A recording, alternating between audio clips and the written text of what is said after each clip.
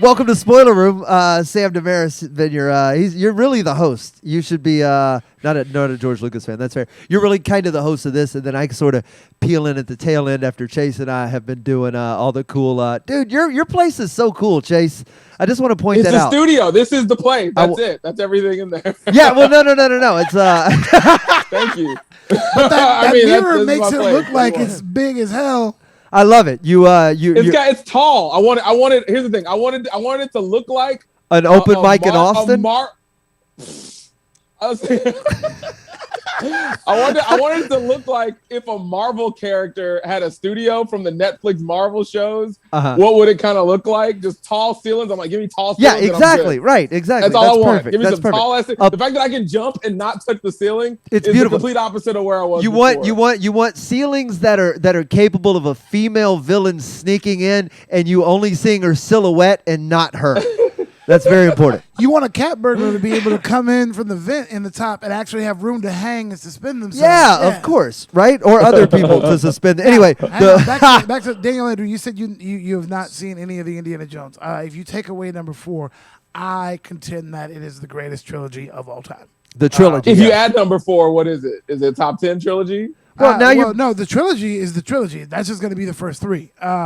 If they had just stopped. There's no way in hell you could make a trilogy that was going to beat that. All 3 are completely respectable. But it's also like the fourth part of that is also like the second and third parts of the Matrix. Like there's just a point where you did too much. You did too much. Chase is joined Cirque du Soleil. I like how you have been working out right there. You just did you just do a cartwheel? I'm about to hook it up to. Did a cartwell in your back cave? Consistent angle. You know what I mean? The 4th Indiana Jones was the 4th Star Wars movie. They shit the bed that in the before. same dude. The same dude lost his mind and those were right around the same times, right? Oh yeah. When did Crystal? No. Crystal Skull was way after. I think Revenge of the Sith was already out by the time Crystal Skull. When did Skull come out? Oh yeah, because Shia LaBeouf was a person. Yeah, they had already had a Transformers and everything. When they did 1, he was making holes. Yeah. Phantom Menace, he was a fucking child. How many quadrilogies are there? That's a good question. Hugo says in Portugal, a new cut of Godfather 3 came out a couple of months ago. Got to check it out and see if it improves it. I wouldn't watch the Snyder cut of Godfather 3, just to be clear.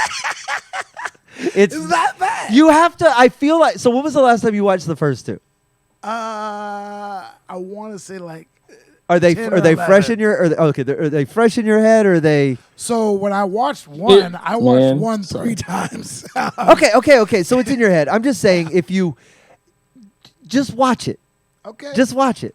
There's a lot of. But it's like 3 hours. Yeah, but bro, you've wasted 3 hours in way worse ways, and you've been to. Here's the thing, because a lot of Godfather 3, if I'm not mistaken, was shot in Sicily, either in Catania or near somewhere we've been. Okay.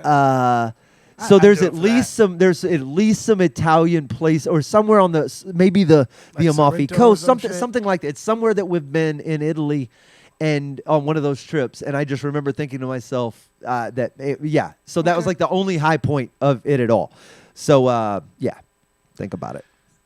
So all right. Are we going to MK first? We're gonna dance with the one that brought us. Oh, let's go. It wasn't that bad. Listen. We're not getting there. We're going to Falcon and Winter Soldier. We'll get there. But I gotta say what I gotta say about Godfather 3 real quick. Okay. That you could say. Listen, the same way you watched King Kong, Mortal Kombat, whatever, right? Godfather 3, I have a new appreciation, and it started with King Kong versus Godzilla. I like a movie that has shitty parts where you can talk with your friends, drink, party, smoke, do whatever you got to do, and then there's parts you pay attention to. Right, where you can get up and go to the bathroom, and the whole room doesn't have to pause it. Exactly. Nobody's pausing. Just keep it going. I get the story. It's not the best thing. But it's a ride, and it's a communal movie. Godfather 3 was designed so that Italians that are having Thanksgiving would play it, and they could talk about their bullshit and look at the screen. It's just a ride. It's right. It's not the same thing as the other one. There was a documentary called "The Kid Stays in the Picture." I don't know if you remember that, about the producer Robert Evans, I believe. And he had a really good, I remember he had like an animated series and stuff like that. He just talked about how 3 is the only one he didn't produce, which is when I learned, like, okay, maybe the director isn't where all the talent lies in some shit. You know what I mean? Like, right. There's it's other players. Fucking team effort. It's There's a other team players. Fucking effort. You could have the same mean? actors and the same director and end up with a totally different movie. Exactly. Same writer, same director, same actors, but if and in fact, there's probably key people on the set. Right. Yep. Right. Interesting. Hold up, Hugo. You said the real Mafia trilogy is Goodfellas, Casino, and Donnie Brasco. I'm with you. Donnie I'm with Brasco. you hardcore. I'm with you hardcore on the first two. Donnie Brasco was good and cerebral, but like, yo, where's the violence? I can't. I'm not an authority enough to speak on the Mafia movies. I like them, but I like them, but I'm also not like you and Trey. You know what I mean? That kind of familiarity. I love them. It's not Italian Mafia, but I mean, it's almost like, what are your favorite Scorsese movies or something like that? Right. Like, Departed? if that's a trilogy, I'm gonna say my favorite ones. There's something magical about The Departed. Yes, it's the perfect movie. You know what's magical about it? The end. The fact that everybody that entire gunfight. But every character, yeah. everything. Everybody dead. But not only everybody dead, everybody who has a speaking role and dies by getting it in the face. Yes, that's what I'm saying. In the fucking face. By the end of the movie, that's why it's so appealing for that reason. Mm-hmm. Almost nothing missed in that regard. It's like watching a lava lamp. It's I love the way you said that. I love how you hit that P, like watching a lava lamp. I love that. It's so true though, man. Like I think The Departed might be the last DVD ass movie that I watched where I'm like, I'm going to the special features, I'm gonna see what's up. And I remember clicking play on those special features, and they were like, Scorsese was like, yeah, I really like the original Scarface, so I took a note from that, and every time somebody dies on screen, you'll see X's on the screen. And you don't notice that. The first 3 times I saw the movie, I never noticed that. But then you watch it, and you see Martin Sheen falling off the building, nothing but X's on the building. There's X's everywhere.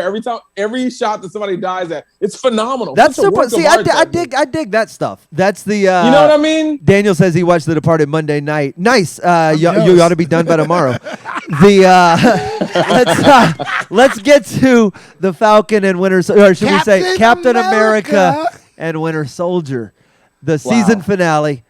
Hopefully, I don't know if this is the series finale or not. We're going to get a Captain America 4, which may be a little too overzealous, but I did like the series. I was very happy. Let me tell you, man, as someone who could not stand the way Marvel did it before, I think the most brilliant thing they did in this was they touched on the racism, but they didn't beat you over the head with it the way they did in Luke Cage. Dude, Luke Cage, it was listed in the credits. Yeah, it was. Do a shot every time they say the word black or Harlem in Luke Cage. You'll die 3 minutes into episode 1. Oh, before you even see Cottonmouth. But this was, look, if you're going to make a black man Captain America and you don't address America's racist history, you're just sticking your head and you're saying you're being a fucking asshole at that point. So you have to address that, and you also have they're pulling from this amazing storyline, or like it's this storyline that was ahead of its time, and then they took it, they adapted it, and they left it as not subtle, but not like you could watch the series and not feel like, oh my God, I just got preached at. Does that make sense? Basically what they did, they simply used it because he gave away the shield once. When he showed up at Isaiah's, he brought it with him then. Looked like he was trying to give it to Isaiah.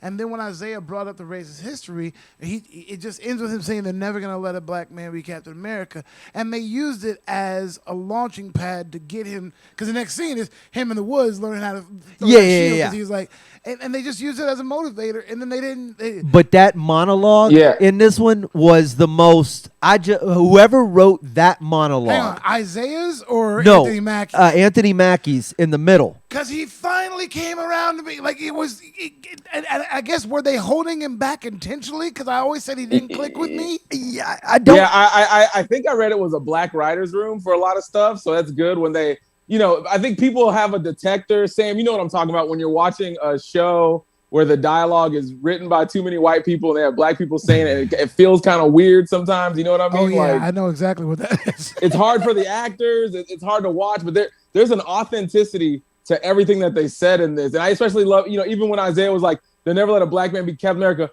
And who would want to be? Like, you know what I mean? What I liked about that is if you ever read the Miles Morales Spider-Man comic, right? I'm pretty sure whenever his uncle died in the comic book, they didn't do it for the movie, but when his uncle died in the comic book, the last words of his uncle was "You're gonna be just like me," something like that before he died, which is sort of the opposite of what Uncle Ben said. Like, with great power comes great responsibility. It's like, hey, you're gonna be just like me, and his actions are to not be anything like his uncle. That's a huge motivator, and I think I like the way what Isaiah said was, "Who would want to be?" Right. Like, you know what I mean? It's almost like they sort of took that. So a sprinkle of that brilliance. It was that. And It was that. He say got I to make won't his shit. own choice. Mm-hmm. What's up? It was that when you were a kid, that say I won't. You know what I mean? You just Yes. You just put it down on the Yes. dude, and he's like, "Oh, are you telling me there's something I can't do or something that I shouldn't do?" And well, fuck it then. Yeah. Steve gave the Yeah. shield to me, goddammit. Mm-hmm. And then I mean, immediately he goes right into the forest and he's whipping that thing around. And I will. Mad props. Sharon is the power broker. Oh yes. But I got Yes. Oh yeah. one. Zemo. I got one. Zemo laid that booby trap. Yeah. I said last week, I was like, he went along way too peacefully, and at some point we didn't have eyes on him. Mm-hmm. And boy, when that truck blew up, I didn't piece together that was it. And then you see his the butler in there with the remote, and I was like, "Fucking Zemo!" They did. This was they had so many planes to land in this episode from the beginning to the end. Shout out to fuck helicopter physics. As people who've been on helicopters in about as extreme of a situation as you can fly them, for them to be on those news helicopter ass things that they started out in, and when Falcon is chasing them over and under through the bridge, you're like, helicopters don't spin like that, not even in the Marvel universe. So it took me out of it a little bit, but then they killed Batroc in that whole reveal scene with her, and that made me sad. Yeah. That when she revealed, and I was all happy. I was like, oh, I was right. And then they shot Batroc, and now I'm all meh. I know it was supposed to be emotional or whatever, but like when they finally killed Carter, like, you're actively trying to kill me with your fucking super serum ass, and I'm just a regular dude. And the second you look at die, you go, I'm sorry. Fuck you. Yeah, I know. I know. Fuck you. You're sorry because you're dying. I Fuck do you. share those sentiments. I'm gonna laugh at that. I did because all right. So when John Walker's making the shield and becoming U.S. agent, it looks like he's coming back as an asshole, and I was like, man, they've got a lot to button up with that. And I love the way right when he drops in, there's people in trouble, and they flip the switch on him immediately. They let him off the hook. Everybody got all copacetic with him way too quick. It's like you were trying to kill people. You showed up trying to kill people, and then innocent people were about to die, and you did what they trusted you to do. Oh, yay. Congratulations. Yeah, they definitely made him the serendipitous hero, that Han Solo. Like, they made him that character, that asshole that we grow to like, but the characters kind of grew to like him. I don't hate him as much. I got to admit, with a U.S. agent guy, I don't hate him as much. I'll admit that. Can we? Here's what I like to. Can we just cover the ears on the costume? That's all I'm saying. Okay, this is look. First of all, they got it comic book accurate. They made both the costumes exactly to the T. Which for a 1.0, that's fine. You know what I mean? Round 2 they're gonna upgrade it. I'm thrilled with that costume. I want to see that. What do you call it? A head wrap? I want to. As long as Gambit has that shit, I'm happy, bro. Whenever they do Gambit, make him have that shit. Yeah, man. And I'm so happy, bro. With I'm so happy. Face, but here's one thing I wanted to say real quick that I was really impressed by. It also is the entire series, Anthony Mackie's sort of been getting his ass kicked the whole time. Like, he's never really won a fight. Ant-Man kicked his ass. Everybody kicks his ass. You know what I mean? And I like that when he put the suit on, he's not an offensive guy. He's still got his ass kicked, but he's the defense. He's heart and he's defense. Dude, it's watching the difference, and I don't know if I'm sure it was intentional. The difference in how what's his name? U.S. agent when he had the shield. Yeah. The difference in how he fought with the shield, bashing like constantly over and over, versus what you just said, that defensive fight. It was a lot like the fight with Cap and Bucky a little bit, with the whole "I don't want to fight you," sort of more defensive than offensive. They just kept replaying those parallels, like the whole. Right. In fact, some of watching Bucky strain with the deal reminded me of Cap holding on to the helicopter, and a couple of those other scenes where he dove off the motorcycle was like when Cap, I think he did something like that in the very first one or in Civil War, and you just started to see both of them do some very Captain-esque things, but like the best of Cap and none of the stuff that old boy was doing when he had the shield. But I also like that it kept the essence of Anthony Mackie's style. You know what I mean? Like, he wasn't all of a sudden an ass kicker when he got the suit and the shield. He did the same thing, but it was a little bit better. He still got that backpack. Like an offensive. He wasn't an offensive go in and just kick everybody's ass thing. He was very much defensively like, okay, you're down, now I'm out. Like, he wasn't trying to, you know what I mean? I like that. I'm like, okay, that's his style. Like, I appreciate it. Knock you down and help you up. That's respectful. Exactly. That's his way. Yeah. The battle in Endgame is the only time I've ever seen him full on go kill. Like, when he stabbed that monster with the fucking points of the wings. Yeah, but he got some body count in this, didn't he? A little bit, maybe. I think in the first episode, if nothing else, he threw some people. He threw some people out of planes with no helicopters. I'm not saying he killed them, but he sure helped the ground kill them. Yeah. You know what I mean? Just a sidebar, real quick. Infinity 1982 said, "What is it about shows making me like former villains?"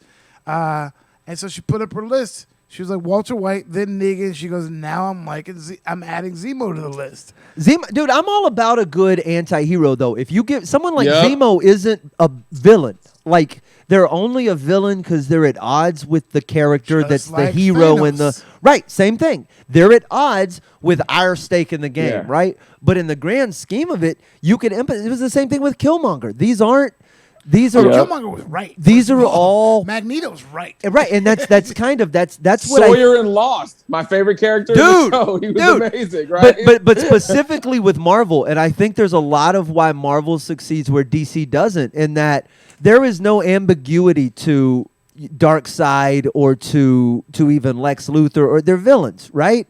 It's Marvel's all like, let us make you could empathize a little bit. People are kind of assholes, and he wants to kill half of them? Come on. The entire Punisher series, when Punisher shows up in Daredevil, it is all like, hey, man, I don't even know who to pull for. Yeah, it's like what you're doing is not working. What he does fucking works. They're dead.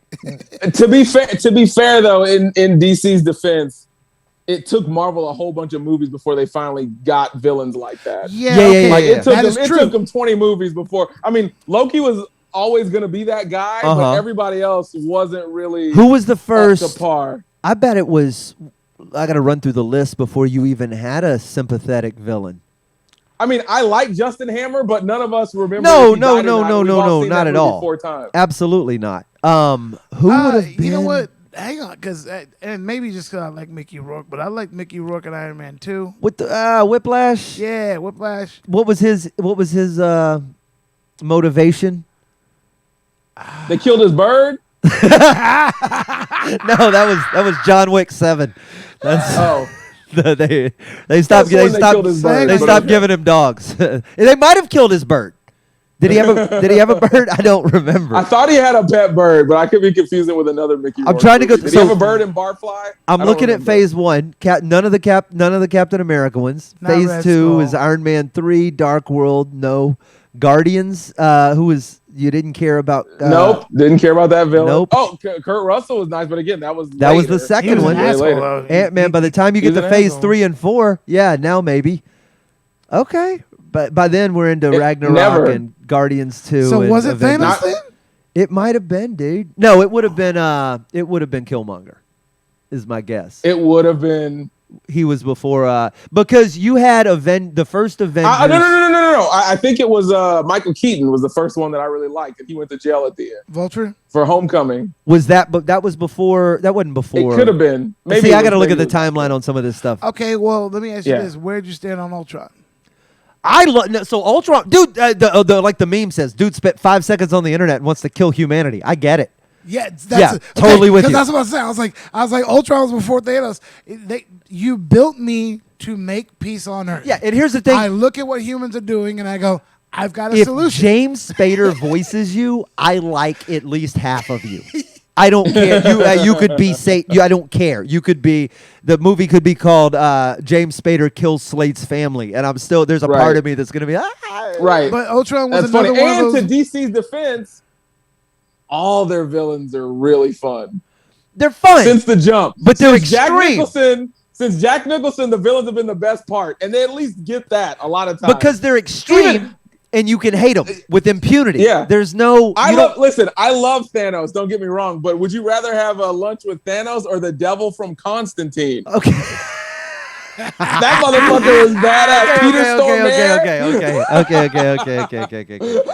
That's fair. Okay. I don't know. Well, back to what I was saying about Ultron is that he's another one of those ones who, like, he's not doing it because he's evil. He's doing it because... he believes what he's doing is right. Well, that's what makes a good villain. Yeah. That's what makes a good villain. That's the and I want to speaking of I don't know what's going to happen with this Val chick. We'll see. Julia Louis-Dreyfus's character. But can you tell me please at all for any reason whatsoever why he was changing into his U.S. agent costume in the courthouse where he was just court-martialed and they were just casually sitting around like, oh, sure, you just walk back in the judge's chambers and try on this superhero outfit before we leave. Do they just let you do that? Like it's a Nordstrom's rack? Is that how courtrooms work? Or is there normally like a bailiff there to go, hey, you can't go through those doors? It was very casual of them to be just orchestrating some black market international bullshit right there in the courtroom. Y'all should go to a Starbucks.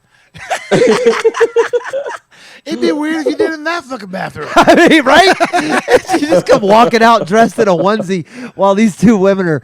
I'm assuming it was set budget issues, but his Marvel Comics card: strength 8, intelligence 2, seamstress 11. That's how the power would have been on there for sure.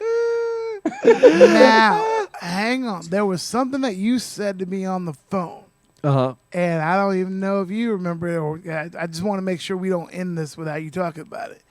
You said you think Sharon Carter is a Skrull. Absolutely.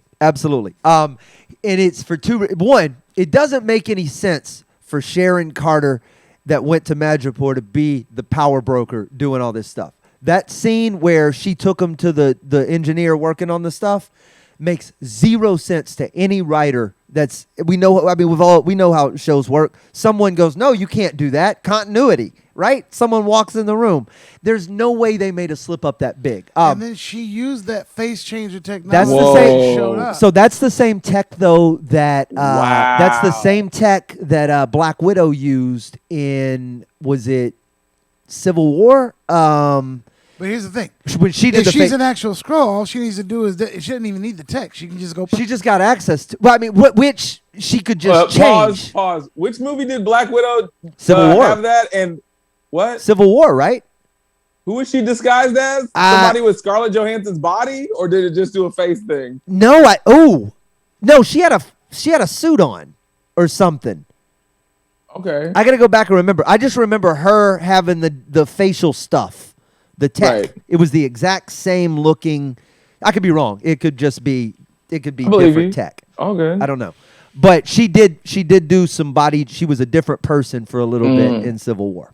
I don't know if it's the same stuff. I think if she's a Skrull, it answers a lot of questions. It makes sense. Great. It makes a lot of sense. I didn't think about that. Yeah, I can tell you right now. If she showed up with Steve Buscemi's face. I know that body well enough to I've been like, get that fucking mask off, Scarlett Johansson. Get that mask off. I can describe your tits to a police sketch artist. Get that fucking mask Sculpt off. these out of mashed potatoes. I know who this is. You wear a fat suit. My spidey sense was just sends it through. I'm like, no, unzip that shit at the back. I know it's you. I know it's you. That's I've been on you since Lost in Translation, bitch. Yeah, I know. Ophelia says she thinks it was in Civil War. There was a board meeting of some kind before Civil War. I don't. Somebody Google it. Someone look it up real fast. I'm really not sure. The facial stuff. I know. Tara, I know. I should not call it the facial stuff. But here's the thing. What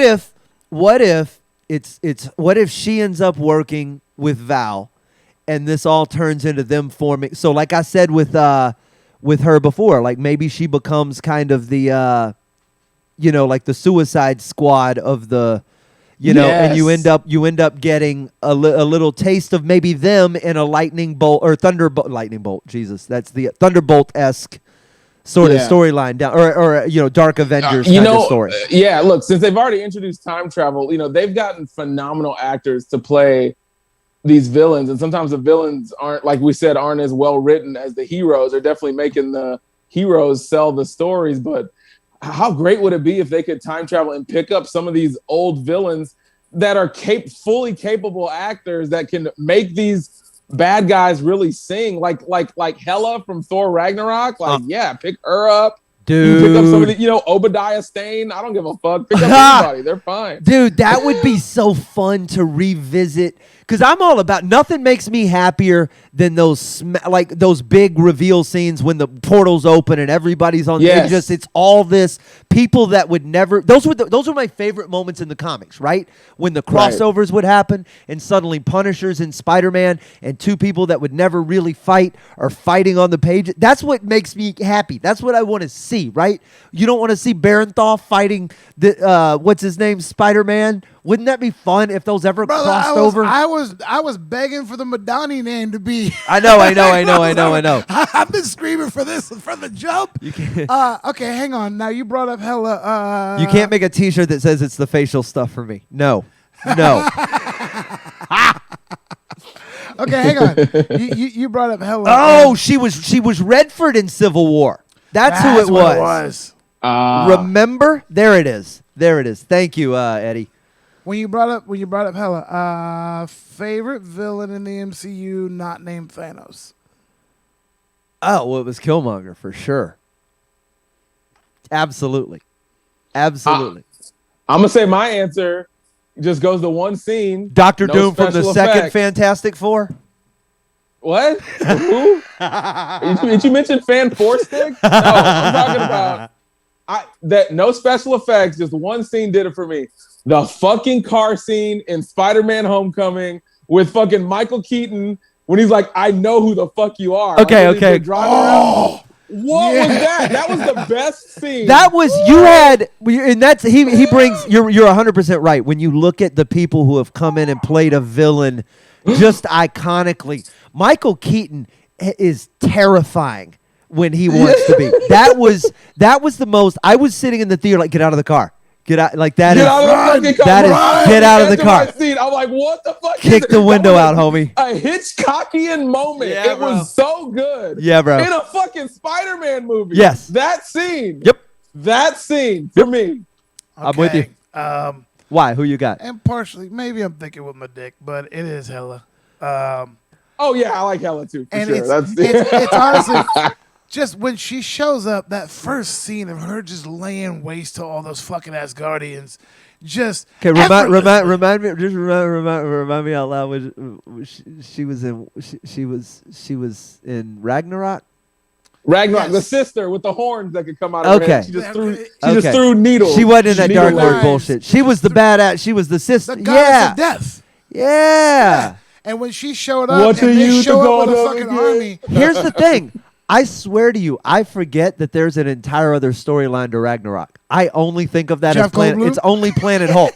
Yeah. That is a Planet Hulk movie. I forgot she was even in it. But bro, she shows up and they bring an army, and she just wow. Just whack, I'm a garbage person. I should have remembered that. She's good in that. Cate Blanchett is in my top 3 favorite actresses of all time. Okay, so she was also in. Jeff Goldblum count as a villain or not? So Because that's another one. if he does, then Benicio del Toro does, and we get to make it all weird. Everybody that's ever played even a part. Marvel Space is another world. Okay, Sam. Earthbound. Who's your Earth on Earth? Not Marvel Space, because there's a whole world. Space is the best, though. Space is the best. Space is so much better. So much more fun. Space Marvel, I will be there opening night. Everything else, I'll show up sometime over the weekend. But Space Marvel, Earthbound, there is no competition. Bucky before he goes evil. Winter Soldier Bucky is the baddest motherfucker on this planet. Yeah. Okay, but he was WWE Kane though. He was just an invincible masked figure that with eventually zero fucking emotions. Yeah. Kill switch, yeah. Earthbound Bucky is the scariest son of a bitch on the planet. All right. Yeah, I feel like if Stan Lee had to name him today, if Stan Lee was like, all right, we got to name this guy. His name's Bucky. He does this and that. Stan Lee would definitely be like, ooh, his name is Anime Man. He's in an anime. We'll have him land like this. Yeah, it's a very he's just animated and edited differently. That is a Ninja Scroll motherfucker if I've ever seen one. Yeah. For sure. But he's also right. he's designed from a very specific era of Marvel too. Not the original Bucky. That one was dumb. We had a weird. I remember his Marvel card, but he just looked like Captain America's Robin. But the way they imagined him in here was completely pulled out of like the Rob Liefeld era. The leather collar and the metal arm and they sort of pulled from that character design era. The way he kills Iron Man's mom. You kick over the car, and then there's a woman sitting in there begging for her life, and you just reach in and crush her fucking voice box. That's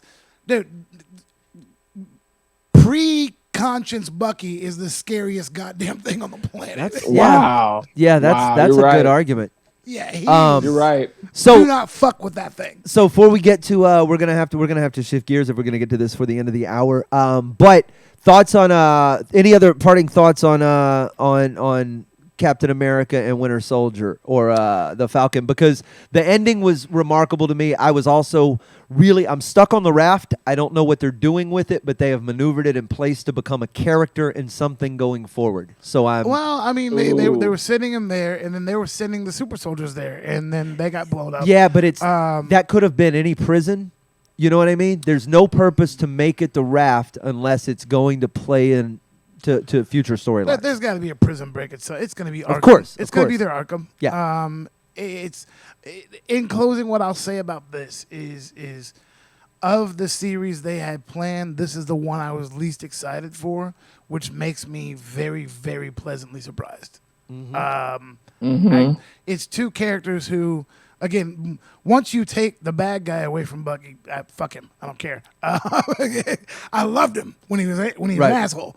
And Falcon was just, for 11 movies, he's fucking boring. And you managed to take both of those guys and really, really amp them up, and not in a way that felt forced. No, I care now. If they show up in another movie, I'm going to actually be like, oh, I like this dude. Yeah, I'm invested. Yeah. In a weird way, they kind of needed each other. I remember watching Mike Judge talk one time about Beavis and Butthead, and he goes, it's the same guy. I just made it two of them so you could hear him talk out loud. Wow. And I'm like, that's it kind of goes with, I'm like, you know what? Bucky needed a Falcon. Dude, you know what I mean? that therapy session where she made him put their knees together. Yes. Little did we know how much of a setup that really was. Yep. Oh my God, you're right. That's the Joseph Campbell rebirth scene. Yep. That's exactly what it was. That's exactly what it was. If they crawled out of a pillowcase with each other, it couldn't have been more of that part of it. Yeah. That final line, if he was wrong about you, then he's wrong about me. But that was a bitch, we're in this together. It also, there was the line too when it was such a good line because it lent credit to all the times we saw the scene. But when he was walking out with Carter, and she goes, so I hear pardon is more difficult than it. It's more difficult than it seems. And he goes, depends on the therapist. And I just went, yeah, man. Nicely done. And then when he gave the therapist the book, Dude, when they were all crossed out. overpayment much? I get it. She saved you a little bit, but dude, that's Captain America's book. No. That was Bucky's book of all the people he owed. You know what that was written in? Captain America's notebook. Oh, that's right. Yeah. He gave the therapist Cap's notebook. That's like the most valuable thing in the entire MCU. I thought they cheated us of an emotional moment when he apologized to the Asian guy and they cut away. But they made up for it. You don't that dude what there's no that Asian guy is not gonna forgive him. He killed your son. No, but that's the thing. We needed to see that. We needed to see get out my house. Yeah. That's blah, fair. blah. That's fair. And it needed to hurt him. It needed to hurt him, and we needed to see that fucking walk of shame out of the apartment while the Asian man's in there fucking crying loudly. I thought they cheated us out of that one, but they completely made up for it by Sam taking Isaiah to the Smithsonian. Oh, that was that was hands down worth it. That was hands down worth it. And god damn if that old black man is not the best actor in this goddamn show. When he hugs him and that fucking, he's trembling and fucking tearing up. Fucking hell. I was like, were you in the Korean War? Right? Like, bro. Like, does it really hurt you? He's not an old guy. That's a young guy. Like, they can still do a flashback or something. We could still see that guy. Yeah. Who knows? Like, you're right. But that acting was so perfect. He did not drop the ball in 1 second of his screen time. That was great. Crush. Whenever I heard there was a Black Writers Room, I thought about like that intro with the band, the marching band, and then I thought about this ending and that just that perfect ending with Isaiah. I'm like, they did everything right. Even down to, if you go, I want to go look at it, but the drone, the way the drone shots were done in this film were incredible. Like, they're even exceptional drone shots. That spiral staircase and them going down. I mean, there were just some wicked cool cinematography. I'm happy that it happened. I am not upset with the show. I am bolstered. I'd watch it again. I watched the finale again just to kind of go through some of the motions and see, make sure Batroc was really dead, just because they were the only one. Then he has to be, because he was the only one who knew. I don't think Carly's dead. I'm gonna throw that out They there. both are, because they both have to be, and here's why. They're the only ones who know Sharon Carter was the power broker. So they have to be throwaway characters in that regard. Now, real quick, before we cut over to MK, and I know we're gonna. But this is just an announcement that we have to make. We had to watch this over again, because I mean, a lot of days go past when these things drop on Friday or whatever. This is going to be the final spoiler room on Wednesdays. Yeah, we're moving. We're moving to Sundays because, goddamn, sitting on this shit for almost a week. Well, everything comes out on either Fridays or they're usually Fridays. The occasional thing pops on a Wednesday, but we were doing it to give some runway and let people have some time to watch it. But I feel like if you want to, this is called the spoiler room. Like, you should know we're going to talk about it. And if you just missed something, then wait. You can always catch the replay. But I think we're going to move these to Sundays. We'll still do 7 o'clock. It'll still be the three of us. We'll still be covering everything that comes out. Experiment with it. Hey, you know what? Fuck it. Can we move this to 7:30 so there's no confusion? Yeah. We'll just make it 7. Okay. If we're moving days, we'll just move it to 7:30. We're gonna move it to 7:30. And let's experiment with this. Because I'm going to be watching our viewer count on Traction. And if we're doing better on Wednesdays, maybe we'll move it back. But we'll see what's up. I think Sunday is the way to go. It drops Thursday night. So you got all day Friday and all day Saturday to watch it. You're not fucking working. Yeah. And then, you just come in, you join us on Sunday night. And because last week and this week, I had to go back and I had to watch. I didn't watch, but I sit in traffic on the way here. So what I do is I pull it up on Disney Plus on my phone, and I listen. Just let it run in the background. In traffic on the way here. That's what I've been doing, throwing them on in the background. Because I make notes. I make notes during the week, and then I go back and try to read the notes, and I'm like, man, what you know how we write. Yeah. Plus, I'm a weekend watcher anyway. Sometimes I don't watch stuff on day one. I like to watch Saturday morning. This is better for all of us. Better for all of us, and this gives me reasons to say no to Sunday night shows at clubs. So I would love to. I'll do Thursday through Saturday, but I just can't help you on that Sunday. I just want y'all to know I'm probably gonna be walking in here hungover as fuck. That's fine too. Cheers! We're working our way through the spoiler room. It's a show. I'm Slade Ham, Sam Damaris, Chase DeRusso. We got a cool graphic up now that lets you know who we are. That makes it fun. I know what Slade's writing is like. That's funny. Now let's go. So Mortal Kombat. Is anybody? Are we all on the same page? 1, 2, 3. Just go yes or no. 1, 2, 3. Yes. Yes. Yes. Okay. Yes. Let's start there, and now let's destroy it. Or here's the other question. Talk about 1, 2, what we 3. love. How many times did you watch it? 2. 1, 2, 3. 3. 2. 2. Oh, so Three. all right, Cool, so you're in. cool. All right, you're in.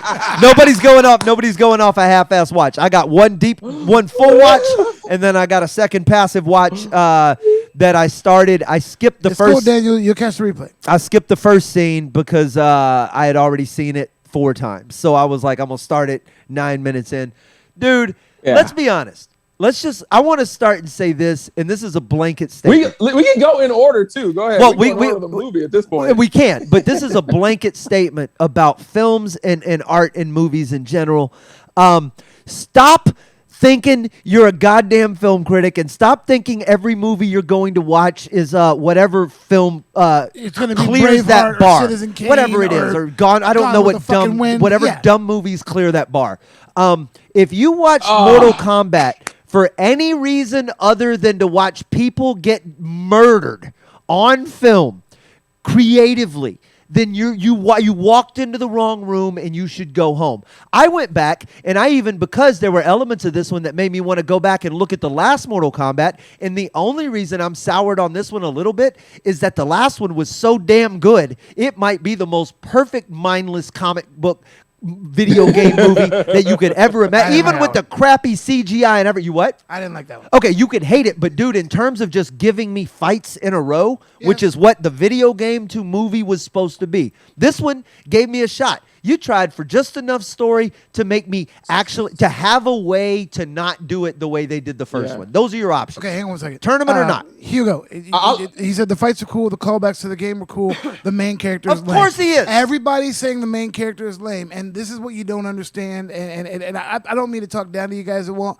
The biggest things that I've heard, the 2 biggest criticisms is that there was no tournament and that the main character was lame. There was no tournament because building a movie around that fucking tournament does not fucking work. It doesn't fucking work. It's Bloodsport, and it hasn't worked since Bloodsport. And Cole was lame. In every great comedy and there's got to be a straight man. It's more than just a straight man. There's got to be a straight man. In my opinion, Cole wasn't a straight man. What Cole was is when I saw it and I saw how stupid it was, I'm like, oh, this guy's the creative character. He's stupid. I get it. Yeah. He's a stupid costume. That's a great character. I get it. He looks like us. He just. If you go online and play Mortal Kombat right now, there's going to be a 12-year-old kid that made an ugly character with a stupid gold shirt, and that's the creative character. You're 100% right. That's it. Here's why he's in the film. From a storytelling standpoint, the reason he's in the film is so we don't have to, so that you can give exposition. You can introduce the world to him because he's new, and we get the story without being talked at. I know why he's in the film. It's somebody I'm not emotionally attached to already. Yes. And he's dumb. But they also gave him a good reason to be there. I'm like, oh, Scorpion's descendant. Okay. Yep. I'm with it. They made him a dad. Most people watching the movie are dads. They did it right. The movie. And I'll be honest with you, man, because here's the thing. I also wouldn't like most people watching the movie. He was Scorpion's descendant, right? And the whole time I was watching it, I thought when he was having the flashbacks, I thought he was going to get possessed by Hanzo and he was going to be Scorpion.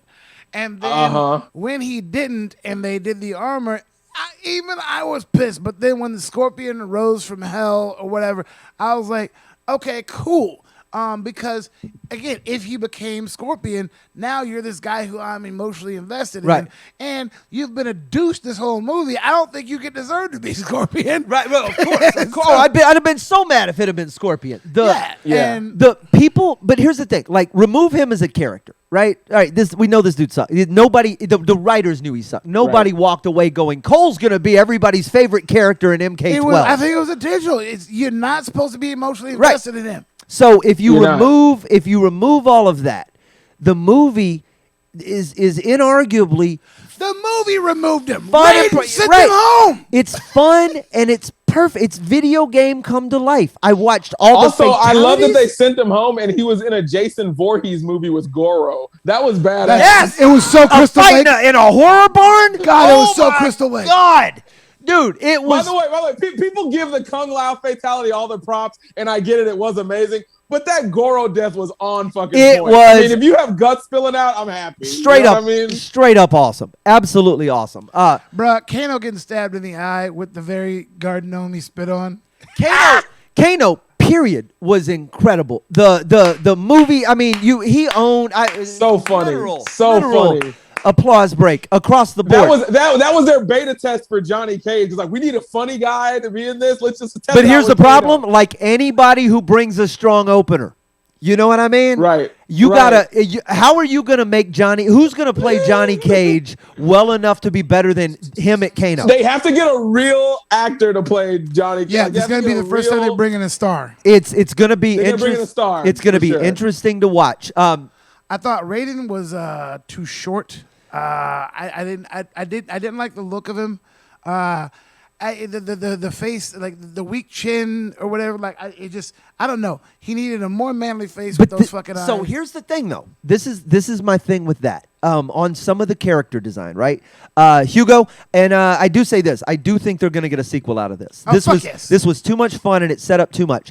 But the character design, they did a lot of stuff right. One, they didn't overpopulate it. They didn't go, we have to put in every character that's ever been a character. I didn't have third level noob Cyrax Cybot and Quan coming out, and Chi the Cyberlin. I didn't have all that. You hinted that it's out there. There's other worlds. I could get to Kotal Khan and all this other stuff and future storylines and Baraka. You'll do fun stuff, and it's there. It exists. You just killed Baraka's daughter. But you did, yes. You gave me reasons to get into these worlds. But what you didn't do was overpopulate it. You brought in two characters that I even had to do research. It was Mortal Kombat 4 was the hammer dude. I didn't even remember that. But you go back to that, and you're like, okay, you brought in two also-rans, two dudes who didn't make it. You gave them glorious deaths. You watched them just get murdered to fuck. The girl with the wings. Bro, Kung Lao. Come on. That's the That best. bitch. Kung Lao, bro. By the way, was- Kung Lao was my dude. Mortal Kombat 2. I don't know about y'all. That was the guy I picked the most important. That was strong. I sure. literally had that Kano Liu Kang scene was almost I could feel it when he did the little spin kick twice, and he goes, "Oh, do you know any other moves?" And I just went, I've had that yelled at me, so I'm just the cheatingest back forward, or down kick. It was so funny. It's like how have they not made a Tekken movie and just had Eddie Gordo just do the same thing over and over dude, again? that would have been great. The even bigger Easter egg in that same little scene, he does the spin kick twice. He goes, "You don't know any other moves?" And then Liu Kang doesn't kick, and he jumps anyway. It is it's the Mortal Kombat Hang both on. legs in the air jump. Eddie Brito said in an interview, Louis Tan mentioned Ryan Reynolds as Johnny Cage, and that would be crazy. No, absolutely not. Here's why. Ryan Reynolds as Deadpool is so fucking hilarious. And then if you watch the Hitman's Bodyguard, it's Deadpool without a mask. He's playing the exact same thing. You please just don't oversaturate him, because if you do, what you're doing is you're making him Melissa McCarthy. And you're just going to make him this sassy, wisecracking dude so many times that it's going to lose his effect. Jim Carrey did it.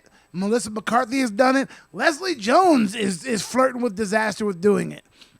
Stop it with Ryan Reynolds. If Ryan Reynolds needs to get cast in anything else, he needs to be a shit-talking villain, maybe. That's interesting. But dude, have you seen The Hitman's Bodyguard? No. Oh, it's just a pretty Deadpool. He's that guy. And then what was it? What was the other one that we? There was something else where someone sent me a WWE guy that looks just like Johnny Cage and said he wants to play Johnny Cage. You know what I'm talking about? No, I'm not current. Fuck, I'm sorry. I Oh, forgot. no. It would be great if it was a WWE guy, because that would be the cheesiness that character needs. But you got to be able to come in and act like a Drax. You know what I mean? You got to be able to act like Bautista level act. Yeah, and there's guys out there that can do it, but I just please don't oversaturate. The Miz, Ryan, that's who they're saying. The Miz. There you go. Thank you. I was looking it up. Oh my God. I have to look it That's up. Hugo The ringing Miz in. looks just like him, bro. Oh my God, That's the guy. I'm sorry. That's the guy. For that me, would be The Miz. fucking hilarious. Yes, bro. Whoa. Oh my you kidding fucking me? God, that would be awesome. Okay, hang on. I'm not averse. I don't know this guy's character, and I will go look him up. I'm not averse to that. If he did a D, Hang on, somebody just said Bautista. 100% Johnny Bautista Cage. can act. Yes, he can act. Did yes. you not watch Blade Runner 2049? That's he's great in Blade Runner, but you are underestimating how difficult it is to play Drax. Yeah. That is the way he did. the comedic timing involved in playing Drax might be harder than Chris Pratt's role. If I move very slowly, I'm invisible. Oh, hi, Drax. Damn it. Dude, that is yeah. When he starts throwing up, he's like, I'm trying to imagine being with you physically. I haven't watched Stuber. I haven't either. I need to do that because that's his first real vehicle. He's in that new Day of the Dead zombie movie where he's the head of the fucking zombie squad that's zombies. Dude, I'm a fan of. I like seeing a supporting character take a lead. I mean, that's Ryan Reynolds. He was a supporting character, Yep. right? I mean, I like watching those guys make that pivot. I don't know if he can carry a movie or not, but it sure is great to see them out of the ring and doing something. Well, okay, so I love it. I love it when wrestlers cross over and they're able to do it well. John Cena in that Amy Schumer He's so movie. good. John Cena in that Amy Schumer movie where they made him a bitch. The ability to step outside and laugh at yourself. He won me the fuck over immediately in that movie. God, why can't I remember the name of that shitty ass movie? It actually wasn't a bad movie. Amy Schumer, the movie I'm not a with him and LeBron killed it in it too. I love Trainwreck. Yes, I love when wrestlers can do it. But the original crossover for me was always when rappers could do it. When rappers could pull When it you off. found out how good of an actor the RZA was. The RZA and then Ludacris and Crash. Yeah. I was like, what the fuck? Like, yeah. But then LL Cool J, of course. LL kills it. Was he? What Can was we he? forget also Ice Cube and Friday? I just got to throw that one out there. Like that. Not only that he Ice played Cube in Friday, not only Ice Cube and in Friday, everything else after but that. Ice Cube co-wrote that Everything. bitch. So Yeah, that's right. That's right. I forgot about that. But so funny thing is, yeah. I was telling somebody this one day. I was like, dude, I love Vanilla Ice and Ninja Turtles. Are we just gonna act like that? Okay. I was telling my buddy, I was like, I love when these guys can do this or whatever. And my buddy who actually raps, he was like, hey, man, all rapping is acting. He's like, we ain't gangsters. And he goes, we're all fucking actors.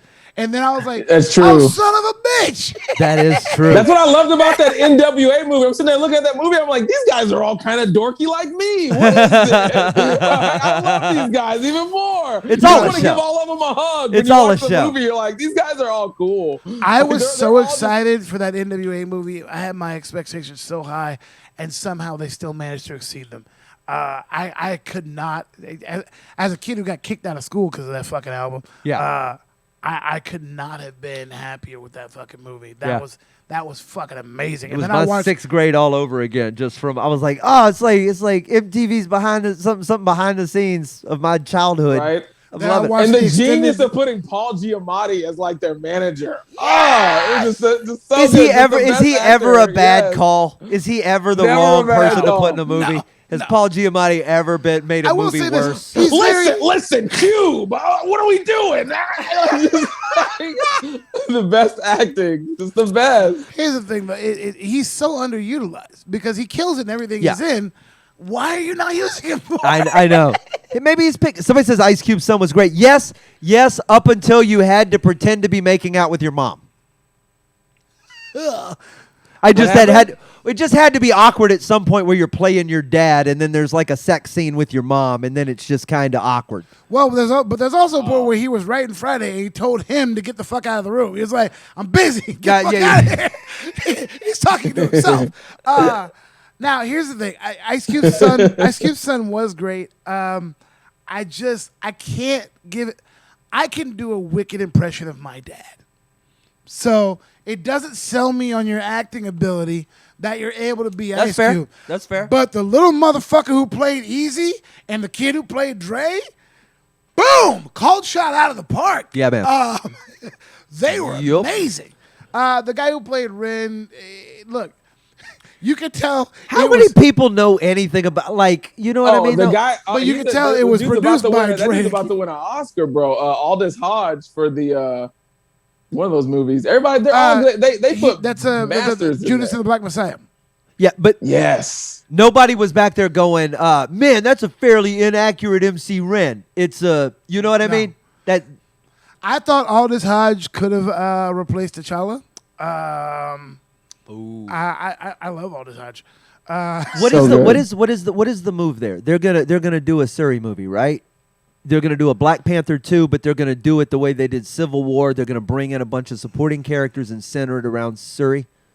Is that how you do it? You know, man. And now that you've got Io some more screen time, you hang can on. bring in the Dora Milaje again. I think the move is for Shuri to Put on the somehow- costume. somehow be able to get her hands on the flower, and I think the move is to give it to M'Baku. No, see, I think you have to let Shuri wield the power for an entire movie. She doesn't keep it. Maybe it goes to him, but I think Yes. she gets a movie and gets to wear it. And I don't think you've given him enough background. And here's why. Because you've got all the tribes who follow them, and then M'Baku has his people there. I think you're right. If you give it to Shuri, and if she's running through or whatever, and then when they really run into trouble or whatever, she's the tech guru. She's the one who holds everything together in Wakanda.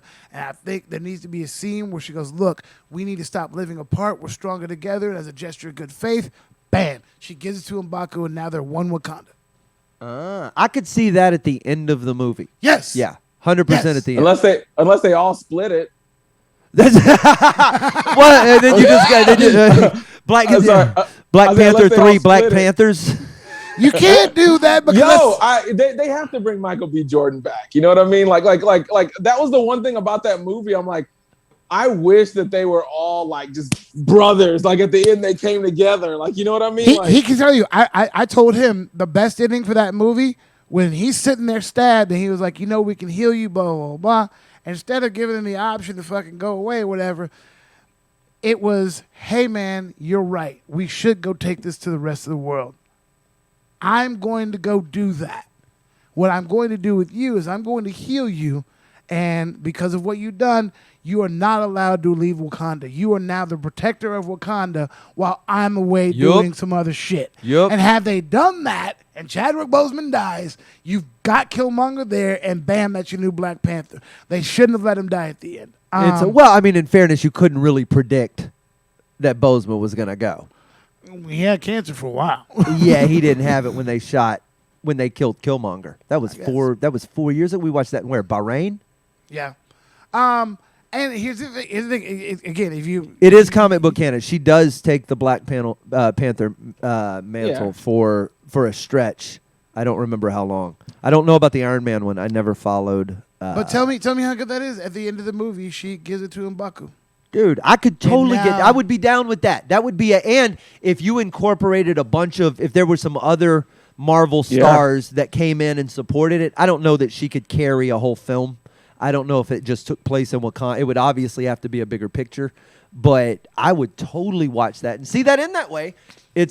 By the way, I said that earlier when I was talking about Hela. I was like, Kate Blanchett's in my top 3 actresses of all time. Also in my top 3 is T'Challa's mom, Angela Bassett. Oh yeah, that's and fair. then the other one is the only one who hasn't been in the MCU yet, Meryl Streep. Ooh, It's Meryl Streep, Kate Blanchett, Angela Bassett. Those are my ride or dies. Kathy Bates sitting right on the outside. Meryl Streep should just go ahead and come on over. She's amazing. Meryl Streep, when she was younger and still had eggs, should have just let Denzel fertilize one. It created the perfect actor. Yeah, for the entertainment industry Or actress, sake. yeah. Yes, and she's rich enough. She might have some. Yeah, sitting but in her can you freezer. imagine if that kid grew up and like wanted to be like a 911 operator or something? Was just like, why do y'all have these expectations of me? I just want a normal job. Doesn't matter what it wanted to be. It was going to be the best at anything, and it's already a mixed race baby. It's going to be gorgeous. Neither one of them are fucking bad looking. So you're going to have this gorgeous, amazing kid that is just going to be good at whatever the fuck it does. Answering Might the cure phone. fucking cancer. And no, just answer the 911. Can I help you? Yeah, What's your emergency? got you. Do you want to put me need on? you- I Would need you like you to to make go this out a this window video right call? I'm gorgeous.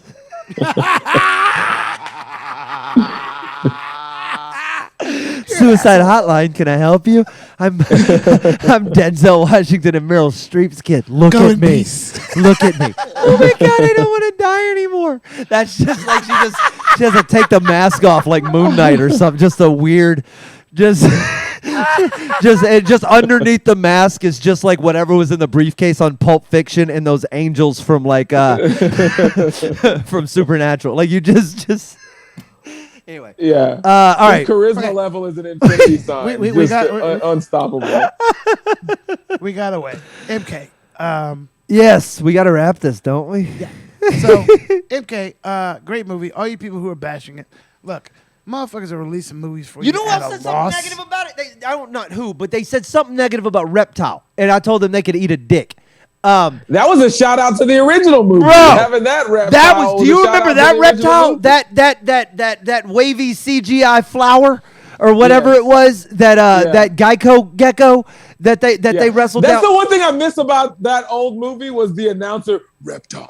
Bro, You know what I mean? Like, it was you were watching it. You were standing behind a Mortal Kombat game for 2 hours. That was it. That was the whole beauty to that. Just fight after fight after fight. So, I thought the original. Sorry, I thought Shang Tsung was great. Uh-huh. I love the Soul Rip scene, especially because it was like, oh, I love the sound and blah blah blah. The Soul Rip scene was good. And they didn't overdo that. The thing about Shang Tsung, he's about to suck out his soul. Oh, I love the death rattle. They slipped in some of those lines. All you can do now is test your might. I mean, there were a couple of those lines where I was like, that was force. Fatality was force. Flawless victory was force. Kano wins was fucking dope. Kano wins. That was so great. I love the fact that, like, because in the games they make you think Cabal is this hardcore merc. I love the fact that Cabal was a fucking asshole, dude. He was an asshole. Chase, what did you tell me about that costume, man? That costume, bro. I mean, that's the most excited I think people are with a costume since the original Boba Fett costume. Dude, they just fucking crushed it. It is so that costume was amazing. Good. I want to be that for Halloween so bad. I don't know which hardware store I have to go to buy those carpenter's knee pads that were on his shoulder. I know they put it together. It's like an $18 costume, but it's really well done. Really well done. Really well done. Him being an asshole was great. Kato game ball. Any complaint I could have had about the movie, you fucking just. They're nailing it. Stop bitching, people. Stop bitching. Stop. Bitching about like giving a snarky review of Mortal Kombat is like giving a snarky review of the Big Mac. Yeah. Who gives a fuck? You just don't get it. It's clown food. You don't get it for you.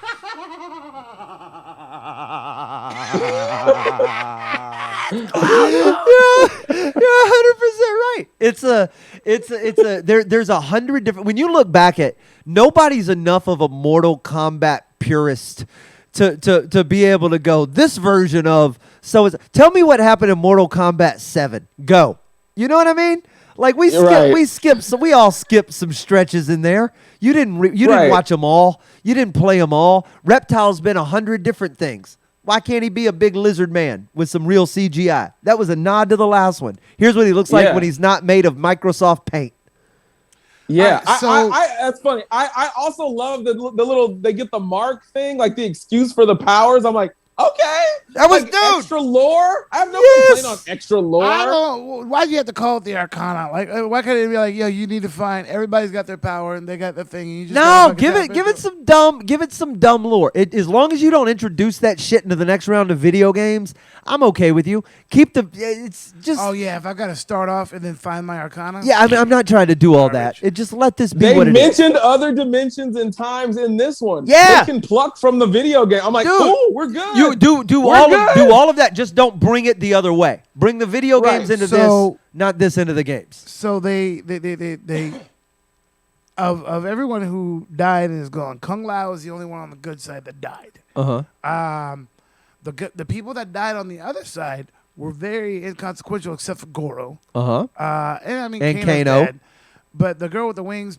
Yeah, she's gone, and so was. By the way, here's the thing: the fact that they stabbed Kano in the eye with the gnome thing tells me that they can bring him back with that metal face. Bring him back with that metal thing because he said he could bring back the dead. He said he could bring back. Oh yeah. So here's my disappear in the smoke. Here's my question: is Cabal? So do the ones here? This is what I wanted to get back to. And so if you're on the bad side, do you have a dragon emblem, or are those just people that Shang Tsung They just has come back chosen? as a zombie husk, I would think, like on Mortal Kombat 11. But Well, here's what I'm saying. Do they have the dragon, emblem? That makes it. That means they're. I don't chosen think to so. get their I think power. once you die, you lose your emblem. Right. So here's my question. Cabal is the dude that Kano killed to get his emblem. That's why he's in the Iron Lung. Kano slit his throat. They talk about that. He goes, she tells the story of how I was chasing down a guy with an emblem. Kano beat me there, killed him, slit his throat, took his emblem. He's got the emblem. And Kano makes the comment. He goes, I put you in that Iron Lung. And he's like, yeah. And then they, whatever. And he says some shit while they're talking through that little screen. And I think that he killed Cabal. Cabal went down. Shang Tsung was like, join my team. And then Kano took his emblem. And now Kano is dead without the emblem, is going to come back and fight on the dark side with the metal plate on his face. Bada bing, bada boom. And even if they didn't plan on that, his reception in this movie means you right around that shit no matter what. But Yep. My question was, all right. So who of course Sub-Zero has to come back. You can't do it without Sub-Zero. Somebody made the comment earlier, I don't know who it was, but that maybe him, that smoke coming out and him at the end and the map he's going to be Smoke? might be Noob Saibot. You kind of got some other characters you could really play with. But you can do Smoke. You could do smoke. You could do a lot of stuff. But he should just come back as Sub-Zero. Goro also had smoke engulf him. That was just them taking their body. Okay. Fix her upper. You killed Baraka's daughter. Are any of these people really dead? Is this going to be a universe where they're all dead or none of them are dead? They can bring back the dead, bro. He said he's gonna come back with armies, right? Well, here's the thing. Unless Shang Tsung takes your soul, I don't think you're dead. Okay. So So Kung Lao's fucking gone. Yeah, he's dead. He's inside In Shang Tsung. theory, man, I don't know, man. No, he's 'Cause he inside got his soul- Shang Tsung. He could cough his soul on something on a mummy and make it Right. evil Kung Lao. It's Mortal can make Kombat. Kung Here's the thing. Lao- There are Kung Lao evil.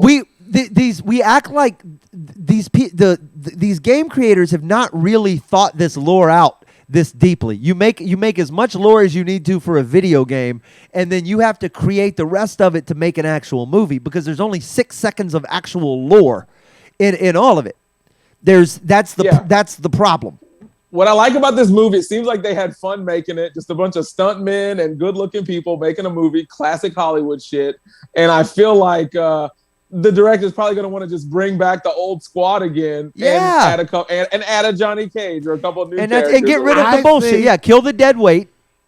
But I think because Shang Tsung lost that one, I do think Quan Chi might show up. Because Quan Chi is Shao Kahn's fucking stool pigeon of like, Right. hey man. He was the bald kind of. with the fucking Yeah. red dots. Or Yeah. whatever, who had my favorite fatality of all time, where he just takes your leg off and just beats you with it. Yeah, like Yes. savagely. That was Mortal Kombat 3 or 4. Yeah, like it was like a brutality before there were brutality. Yes. How loud did y'all cheer when Jax goes, yeah, these motherfuckers work. Bro, Pop that dude's head. Sam's referenced that line. Okay, yeah, they'll work. Yeah, these motherfuckers work. All right, I'm good. Somebody mentioned. Okay, hang on. Let's get it. Hugo's got some of the lore here. Eddie says they mentioned Eddie Tobias. So it was Tobias and Boone. That's Noob Saibot is just an anagram of Tobias Boone, the two of the game's creators. I do know that.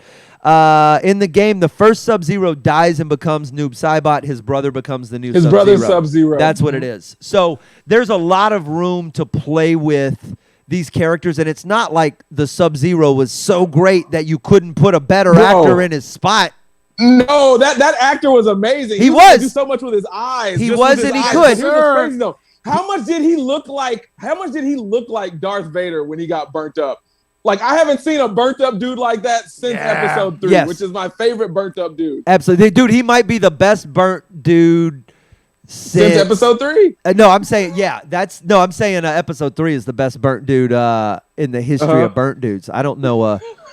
Now, that dude's number 1. Freddy Krueger's number 2. You're right. And then literally number 3 is Sub-Zero. anything past that is a marshmallow. Like You're right. the Stay Bro, Puft Band. also, I gotta go back to this Sub-Zero real quick while we're talking about it. That motherfucker was so badass. It was like you finally got a Magneto as a villain, and again another Jason movie, just straight stalking you. Like, why is it snowing while I'm eating this ice cream, dude? And when he did that, that little 80s movie Smokey fade away into the alley. I would just that sidestep. Like, when do people walk sideways? Only when they're ducking out of alleys. That's the only time you would ever walk sideways, like a crab. Yes. But he did that little. Hold up, though. Most gangster move of the entire thing. Stabs Scorpion. Blood comes out his back. Froze his blood. Stabs the motherfucker again. Yeah. Yeah, they played. That Gangsta. was the. Yes. Yeah. Yes. The guy who played Shang Tsung, I loved him, and I loved how terrifying he was. But I was telling you, what I loved the most about it was that was the little bitch-ass Asian dude in The Dark Knight who Batman goes to fucking get and deports and brings him back, and he ends up singing and snitching. Yes. What a fucking turnaround! Because you were a snitch ass pussy in The Dark Knight, and now you're fucking sucking souls. That's strong. I didn't catch that at all. Yeah. Redemption song, baby.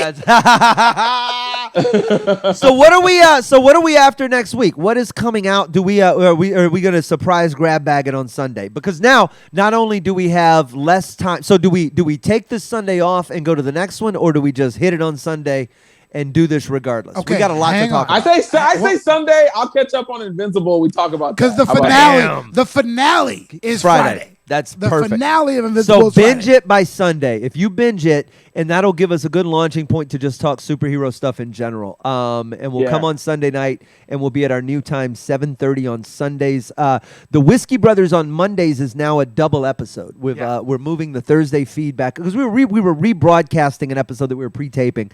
Wasn't nearly as fun. We like chatting with you guys. So Monday night is going to go from 7:30 till we're done, or until the equipment gets dumped on.